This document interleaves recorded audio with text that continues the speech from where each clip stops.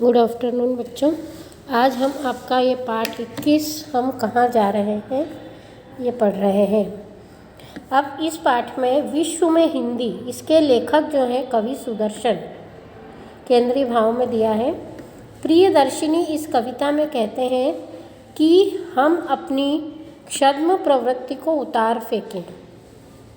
मतलब छद्म मतलब हम जो अपने आप को छुपा कर रखते हैं, है ना। छद्म मतलब छुपाना। बाह्य आडंबर को नष्ट कर दें, हम जो बाहरी दिखावा करते हैं उनको नष्ट कर दें।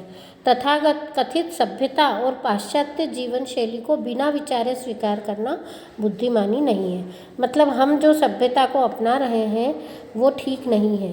सच तो यह है कि हमारी विरासत एवं सांस्कृतिक निष्ठा दुनिया में श्रेष्ठ है।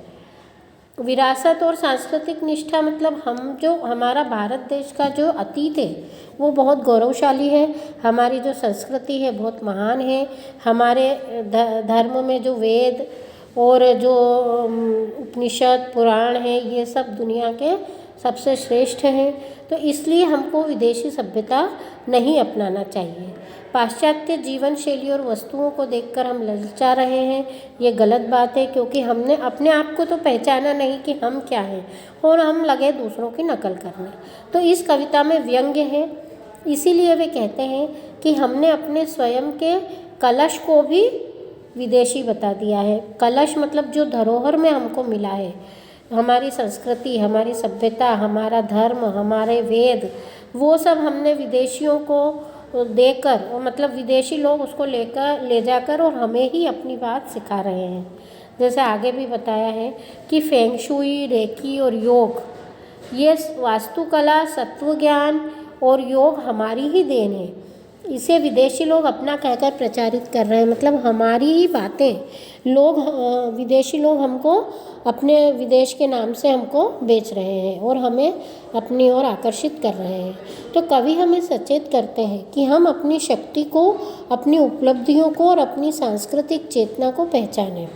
मतलब हमारी अपनी जो उपलब्धियाँ हैं वो हमको पता नहीं है। हम सोच रहे हैं कि विदेशी लोग बड़े महान हैं, विदेशी लोगों में बहुत टैलेंट है और हम उन्हीं को अपना रहे हैं, जबकि वो सब हमसे पीछे हैं। तो हम अपनी भारतीयता पर गर्व करें, अपने भारतीय होने का मतलब वो करें, दिखावा करें और भारतीय बने रहें। हम नकली जीवन शैली को उतार फेंकें। तो ये एक बहुत ही गंभीर विषय है और इस कविता में बहुत ही हमको, मतलब आप लोगों को विशेष रूप से, क्योंकि आप युवा हो और आप विदेशी नकल में बहुत प्रवृत्त हो रहे हो, तो आपके लिए ये कविता बहुत मायने रखती है। इसको अपने जीवन में अपनाने का प्रयास करो, ठीक है। अब विश्व में हिंदी, इसमें क्या बता रहे हैं कि आज हिंदी भाषा के बोलने, समझने और जानने वाले केवल भारतवर्ष तक ही सीमित नहीं है, वरन संपूर्ण विश्व के अनेक देशों में आज हिंदी विषय पढ़ाया जा रहा है। हिंदी में लेखन कार्य भी हो रहा है। अप्रवासी भारतीय साहित्यकार साहित्य सृजन में संलग्न है।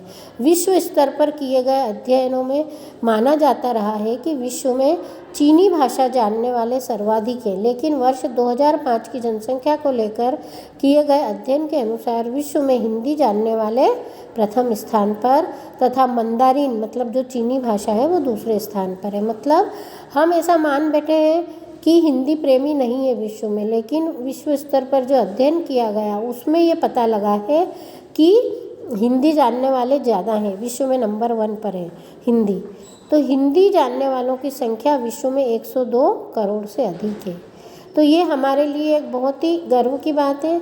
विश्व हिंदी में अप्रवासी भारतीय सुदर्शन प्रियदर्शिनी की कविता को सम्मिलित किया गया है, जो हमें विश्व हिंदी के दर्शन से परिचित कराती है। तो इस तरह से हिंदी का महत्व इसमें बताया है और हिंदी भाषा बोलने पर गर्व करना चाहिए, ये इस कविता में हमको शिक्षा दी है। समझ में आया? तो इस पाठ में विश्व हिंदी के जो भारतीय सुदर्शन, मतलब जो कवि हैं, कौन है? सुदर्शन। उन्होंने अपनी हिंदी का महत्व विदेशों में बताया है, ठीक है। तो अब अपन कविता पढ़ रहे हैं। आपने केंद्रीय भाव देख लिया, विश्व में हिंदी कहाँ है ये समझ लिया। इसका अर्थ आप कविता का लिखना और फिर उसके आधार पे प्रश्नोत्तर करना। चिरंतन काल से लिख पीढ़ी दर पीढ़ियाँ चली, मान्यताएं बदलकर अपना सिर हम मुड़ा रहे हैं, न जाने हम कहाँ जा रहे हैं। चिरंतन काल मतलब पुराने ज़माने से लेके पीढ़ी दर पीढ़ी चली और मान्यताएं बदलकर हम अपना सिर मुड़ा रहे हैं, मतलब हम अपने आप को बदलकर पश्चिम की ओर जा रहे हैं, है ना। मतलब हम अपनी मान्यताओं को बदल रहे हैं, हम अपनी संस्कृति से अलग होकर विदेशों की ओर जा रहे हैं। तो लेखक ऐसा पूछ रहा है कि न जाने हम कहाँ जा रहे हैं, हमको पता ही नहीं है कि हम सही जा रहे हैं कि गलत जा रहे हैं, बस चलते जा रहे हैं। तो कवि हमारा ध्यान आकर्षित करना चाहता है। अब दूसरा पैराग्राफ देखिए। चाणक्य नीतियों के चक्रव्यूह में फंसे हम अभिमन्यु के व्यूह को दोहरा रहे हैं। चाणक्य नीति जो है उसमें विदेशियों की जो बात है उसके चक्रव्यूह में हम फंस गए हैं, है ना। और हम अभिमन्यु के व्यूह को, अभिमन्यु कौन था? अर्जुन का पुत्र था। महाभारत के युद्ध में आपने देखा होगा, 5 पांडवों में से जो अर्जुन थे उसके पुत्र का नाम अभिमन्यु था। जब कौरव पांडवों की लड़ाई हुई तो अभिमन्यु जो था वो जो व्यूह था, चक्रव्यूह जो कौरवों ने रचा था, उसमें अंदर प्रवेश की तो विद्या जानता था पर बाहर निकलने की विद्या नहीं जानता था, इसलिए वो वहाँ मारा गया। तो लेखक हमको ये कहना चाह रहे हैं कि हम अभिमन्यु की तरह हो रहे हैं, मतलब हम विदेशी संस्कृति की ओर चले तो गए पर अब हमको इसमें से निकलना नहीं आ रहा है, क्योंकि हम इसमें फंस चुके हैं, है ना। जैसे एक बार कहीं घुस जाते हैं फिर निकलना मुश्किल है, ऐसा ही हमारे देश के साथ हो रहा है कि हमारे देश के लोग विदेशी संस्कृति में चले गए हैं। उसको समझ में आ गया है कि विदेशी संस्कृति हमारे लिए हानिकारक है। हमारे देश की जो आबो हवा, जलवायु, मिट्टी, उसमें रहकर हम विदेशी संस्कृति नहीं अपना सकते और वो हमारे लिए कितनी घातक है ये हम देख रहे हैं आज के परिवेश में कि हमारा जो प्राचीन भारतीय परंपरा, भारतीय रीति रिवाज वो ही हमारे लिए सही है, लेकिन हम उसमें से निकल नहीं पा रहे हैं। सुनते सुनते कथा सो गई सुभद्रा, हम जानबूझकर डाविंची कोड बना रहे हैं। अब ये जो अभिमन्यु की बात है कि अभिमन्यु को चक्रव्यूह में घुसना कैसे आया कि सुभद्रा जो थी अर्जुन की पत्नी, वो सुन रही थी कृष्ण से चक्रव्यूह के बारे में, तो अभिमन्यु उसके पेट में था और उसने सुन ली थी ये बात। लेकिन जब वो उसमें से निकलने का रास्ता बता रहे थे कृष्ण, तब वो सो गई थी, तो अभिमन्यु उस चीज़ को नहीं जान पाया था।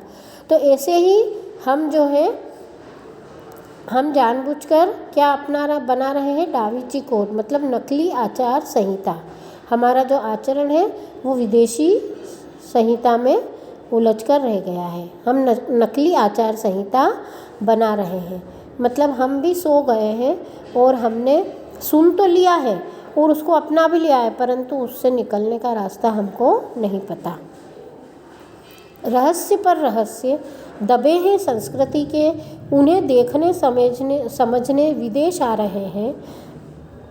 रहस्य पर रहस्य मतलब गुप्त भेद हमारी संस्कृति के दबे हैं और हम उन्हीं को देखने समझने के लिए विदेश जा रहे हैं। कारण कि हमारी भारत में कई लोगों ने आक्रमण किया, जैसे बख्तियार खिलजी, हमने पुस्तक पाठ में पढ़ा कि हमारे पुस्तकालय उसने जला दिए, नष्ट कर दिए।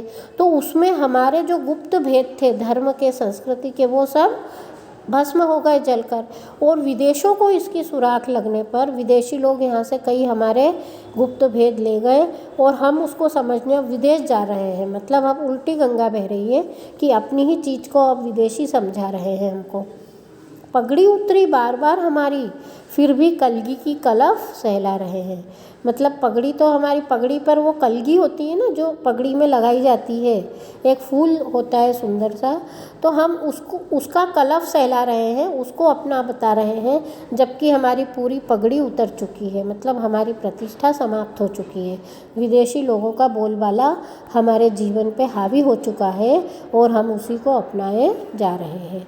सब कुछ गड़बड़ा रहा है, क्या है हमारा, क्या पाश्चात्य, जानकर भी नकारा सिर हिला रहे हैं। मतलब हमारा सब कुछ अस्त व्यस्त हो गया, न हम अपने रहे न विदेशियों के रहे, क्योंकि हमारा अपना बहुत अच्छा है, हम उसकी ओर भी बंधे चले जा रहे हैं, क्योंकि हमारे जो माता पिता है, दादा दादी है, वो सब उसी को लेकर हमें समझा रहे हैं और हम विदेशों की ओर भाग रहे हैं और अपने आप को नकार रहे हैं। दोगली दोहरी सभ्यता के रंग में रंगे हैं हम और हमारा कुछ भी नहीं, यही मुलम्मे पर मुलम्मा चढ़ा रहे हैं हम। दोगली मतलब दोगली किसको कहते हैं? जिसमें दो रास्ते होते हैं, मतलब कहना कुछ और करना कुछ। तो हम कह तो अपने आप को भारतीय रहे हैं और अपना क्या रहे हैं? विदेशी। तो दो तरह की बात हम कर रहे हैं, अपनी भाषा और विदेशी भाषा, दोनों हमको चाहिए। तो हम किसके बने, आखिर हम हैं किसके, ये सब हमको नहीं पता। इसलिए हम मुलम्मा मतलब दिखावा कर रहे हैं, मुलम्मे पर मुलम्मा मतलब दिखावे पर दिखावा हम कर रहे हैं। हम अंदर से भारतीय हैं लेकिन ऊपर से हम विदेशी बनकर अपने आप को क्या बता रहे हैं? आधुनिक बता रहे हैं। अपना खालिस कलश भी हम विदेशी बता रहे हैं। मतलब हमारा खालिस यानी शुद्ध, हमारा जो शुद्ध कलश है, धरोहर है, उसको भी हम विदेशी बता रहे हैं। मतलब हम ऐसा सोच रहे हैं कि हम सुबह उठकर जो योग प्राणायाम करते हैं वो योगा है, वो विदेशी है, जबकि वो हमारे देश की सबसे पुरानी जो पतंजलि योग शास्त्र और पता नहीं कितने ऋषि मुनियों ने इसकी खोज की थी, वो हमको पता ही नहीं है। तो हम अपने आप को विदेशी क्यों बता रहे हैं? ये कवि के कहने का तात्पर्य। न धर्म न कर्म अपना, न वेश न भूषा, न भाषा न ज्ञान, न विधि न विधान, सब कुछ दूसरों के हवाले किए जा रहे हैं। हम अपना धर्म वो भी अपना नहीं रखते, कर्म जो कर रहे हैं उसमें भी नकल है, वेशभूषा में भी नकल है, भाषा में भी अंग्रेजी का मिलावट है, ज्ञान भी हमारा अधूरा है। हम अपने साथ विदेशियों के ज्ञान को, विदेशियों की जो संस्कृति है, टेबल कुर्सी पे बैठ के खाना, विदेशी भोजन है ना, विधि विधान में भी विदेशीपन अपनाने के लिए हम तत्पर हैं। तो हम क्यों अपने आप को दूसरों के हवाले कर रहे हैं? बड़े त्यागी ऋषि और दानवीर हैं हम। दूसरे हमें हमारे ही प्याले से हमारी सभ्यता संस्कृति का घूंट पिला रहे हैं।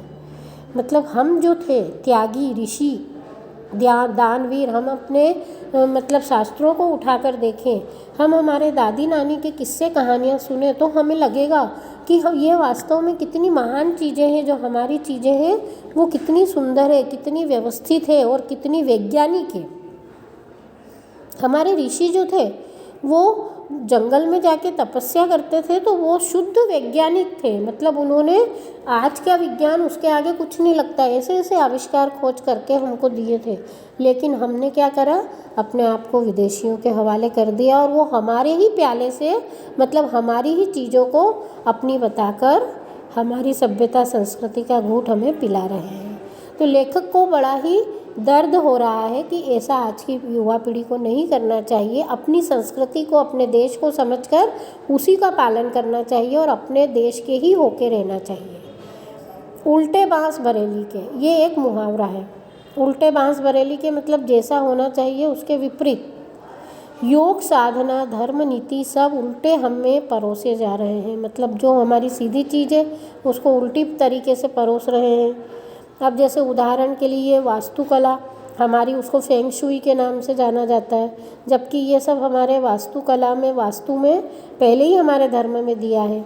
जो हमारा सत्व ज्ञान है कि हमें दूसरों को अच्छी वाइब्रेशन देना चाहिए, उसको रेकी का नाम देकर बता रहे हैं। योग को योगा हुआ देख, योग को अब इंग्लिश में योगा कहकर उसको बिल्कुल क्या बता रहे हैं? मॉडर्न बता रहे हैं। तो कैसी हम दुंदुभी बजा रहे हैं? दुंदुभी मतलब हम कैसे अपने आप को प्रसन्न दिखा रहे हैं। दुंदुभी बजाना मतलब जब कोई खुशी की घड़ी होती है तो हम दुंदुभी बजाते हैं। तो हम कैसे प्रसन्न हो रहे हैं, जबकि ये गलत है।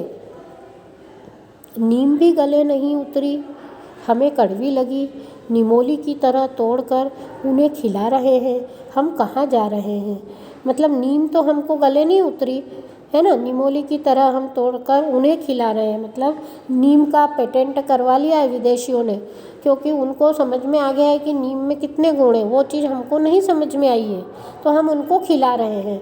तो वास्तव में ये सब चीज़ें हमको समझना है, अपनी एक एक चीज़ को हमें सहेज कर रखना है, तभी हम सच्चे भारतीय कहला सकेंगे और अपना जीवन सुखी बना सकेंगे। तो ये कितनी सुंदर चीज़ आपके जीवन के लिए उपयोगी कविता लिखी है सुदर्शन प्रियदर्शिनी, उनका सरनेम है। अप्रवासी भारतीय हैं, मतलब जो विदेशों में रहकर भी भारतीय हैं। ऐसे कवि ने हमको जो ये कविता लिख के दी है, ये सहेजने लायक है। ये आप कोटेशन के रूप में प्रयोग करो, अपने भाषण में, निबंध में प्रयोग करो, इसका अर्थ समझो और अच्छे से इसको जीवन में उतारो, तभी हमारा पढ़ना सार्थक होगा। मैंने तो कविता का अर्थ समझा दिया, लेकिन आपको वास्तव में इसका मन से अर्थ समझना है ना, इसको आपस में शेयर करना है। अब इसके प्रश्नोत्तर देखिए। कवि का दोगली दोहरी सभ्यता से क्या आशय है? दोगली दोहरी मैंने बताया आपको कि पाश्चात्य और भारतीय संस्कृति का मिश्रण हमने कर दिया है, ये मतलब है इसका। हम कैसी दुंदुभी बजा रहे हैं? हम विदेशी जीवन शैली में अपनी संस्कृति की ही वस्तुओं को आधुनिक होने की दुंदुभी बजा रहे हैं। हम विदेश क्यों जा रहे हैं?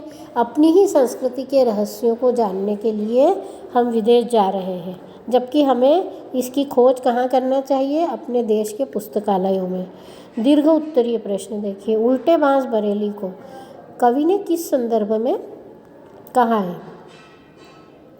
इसको कवि ने इस संदर्भ में कहा है कि विदेशियों के द्वारा हमारी परंपराओं और उपलब्धियों को अपना कहकर बताया जा रहा है और हम बड़े मज़े से इसको विदेशी समझकर और आधुनिक बनने के प्रयास में उसको अपना रहे हैं, विदेशी समझकर, है ना। इसको आपको विस्तार से लिखना है। इसमें आपको योग का योगा, फेंग शुई, रेकी, ये सब उदाहरण देकर दीर्घ बनाना है। दीर्घ उत्तरीय में दीर्घ बनाना है, मतलब आधे पौन पेज का, एक पेज का उत्तर इसको लिखना है, क्योंकि ये 4 नंबर में आता है, 3-4 नंबर में।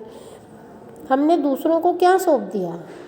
हमने ये जो कविता का सारांश है कि हमने अपने आप को दूसरों को सौंप दिया, अपनी संस्कृति विदेशों को दे दी, है ना, जैसे नीम का पेटेंट करा दिया। तो ये सब कविता का सारांश केंद्रीय भाव में से लेना है। हम कहाँ जा रहे हैं से कवि क्या संदेश देना चाहता है, ये भी आपको केंद्रीय भाव में से ले लेना है। केंद्रीय भाव में पूरा दिया है कि कवि क्या चाह रहा है इसके माध्यम से, और मैंने कविता में भी आपको समझाया है बार बार कि कवि हमको क्या संदेश देना चाह रहा है, कि हमें अपने देश के महत्व को समझना है, अपनी परंपराओं को समझना है, अपने आप पर गर्व करना है, हमें भारतीय होने पर गौरव करना है, हमें नकल नहीं करना है, हमें दिखावा नहीं करना है ना, अपने मूल रूप को पहचान कर और उसी की ओर आगे बढ़ना है। अब भाव विस्तार में क्या होता है? एक वाक्य जो है उसको समझाना है अच्छे से, जैसे 3-4 वाक्य में इसको व्याख्या करना है। मान्यताएं बदलकर हम अपना सिर मुड़ा रहे हैं, मतलब यही सिर मुड़ाना किसको कहते हैं? अपने आप को किसी दूसरे के हवाले कर देना। तो हमने अपनी मान्यताएं बदल ली है, हम ऐसा सोच रहे हैं कि हम विदेशी नकल करें, है ना, वो आकर्षण हमको खींच रहा है विदेशों का, तो ये बात उसमें लिखना है। अपना खालिस कलश भी हम विदेशी बता रहे हैं, मतलब अपना शुद्ध धरोहर जो हमको मिली है हमारे पूर्वजों से, उसको हम विदेशी बता रहे हैं। मतलब हमको ये नहीं पता कि ये अपनी चीज़ है, तो उसका आपको इसमें वर्णन करना है ना। अब मुहावरों का अर्थ लिखकर वाक्य में प्रयोग कीजिए। मुलम्मे पर मुलम्मा चढ़ाना, मतलब कि दिखावा करना। उल्टे बांस बरेली के मतलब जैसा होना चाहिए उसके विपरीत। दुंदुभी बजाना मतलब प्रसन्न होना। सिर मुड़ाना मतलब अपने पास का धन गंवा देना। सिर मुड़ाना मतलब अपने आप को ख़त्म करने का अर्थ है। तो इसके वाक्य आप बना लो अच्छे से। अब विलोम शब्द लिखिए। कड़वे का मीठा, नीति का अनीति, ज्ञान का अज्ञान, सभ्यता का असभ्यता, रहस्य का उजागर या प्रकट, और दानवीर का कृपणवीर। दानवीर मतलब जो दान देने में वीर है ना, उसका उल्टा होगा कंजूस, जो कंजूसी में वीर है, तो कृपणवीर इसका विलोम शब्द होगा। तो ये कविता अपनी समाप्त हो गई है। इसके अर्थ प्रश्नोत्तर आप कर लो। अब अपना केवल एक ही पाठ बचेगा, मन की एकाग्रता।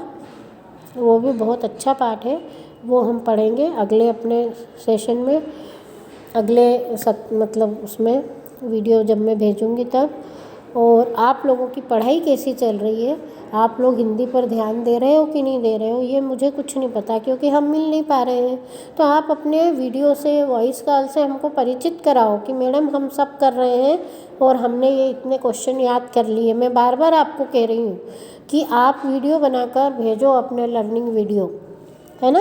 एक एक पार्ट के ये जैसे इतने क्वेश्चन है, ये याद कर लो और फिर वीडियो बनाकर भेज दो। तो उसमें कितना टाइम लगेगा आपको, बहुत कम समय लगेगा, 5-5 मिनट लगेंगे इतने प्रश्न के उत्तर दोहराने में। तो क्या होगा, आपका रिवीजन हो जाएगा। जैसे स्कूल में रिवीजन होता है वैसे आपका घर बैठे रिवीजन हो जाएगा। अब इस पाठ का तो ये हो गया, लेकिन अपना जो मैं जैसे संस्कार सिखाती हूँ आपको स्कूल में, तो उसमें मैं आपको बताती हूँ कि सुबह जल्दी उठ के नहाना, है ना, भगवान के सामने क्या करना, ध्यान करना, ओम का उच्चारण करना, सूर्य को जल चढ़ाना, है ना, अपने पीपल देवता को भी जल चढ़ाना। पीपल भी अपनी संस्कृति का प्रतीक है। जो विदेशी लोग उसका महत्व हमको बता रहे हैं कि अरे पीपल में ये गुण है, जबकि हमारे यहाँ पीपल, तुलसी, आंवला, इन सब की पूजा इसलिए होती है कि वो बहुत क्या होते हैं, गुणी चीज़ें हैं ये। तो हमें इन सबको अपनाना है ना। और क्या क्या करना है आपको, प्राणायाम करना है, जिससे कि आपकी मेमोरी शार्प होती है। तो ये सब चीज़ें बुद्धि बढ़ाने के लिए होती है, योगा, प्राणायाम, ये आपको करना है डेली। अभी परीक्षा के समय ख़ास तौर से आपको करना है।